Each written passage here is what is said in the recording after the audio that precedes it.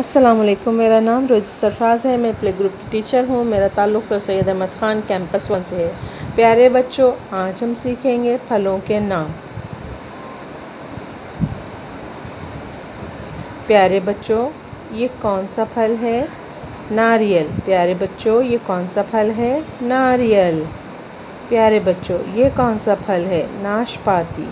ये कौन सा फल है? नाशपाती। प्यारे बच्चों, ये कौन सा फल है? सेब।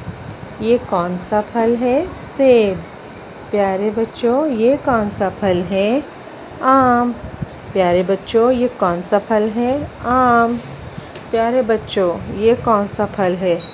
अनार। प्यारे बच्चों, ये कौन सा फल है? अनार। प्यारे बच्चों, ये कौन सा फल है? आड़ू। प्यारे बच्चों, ये कौन सा फल है? आड़ू। प्यारे बच्चों, ये कौन सा फल है?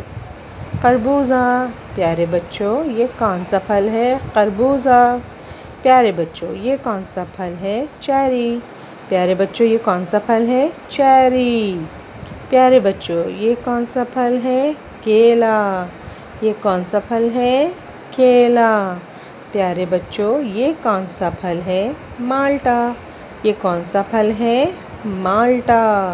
प्यारे बच्चों, ये कौन सा फल है? खुबानी। ये कौन सा फल है? खुबानी। प्यारे बच्चों, ये कौन सा फल है? अंगूर। ये कौन सा फल है?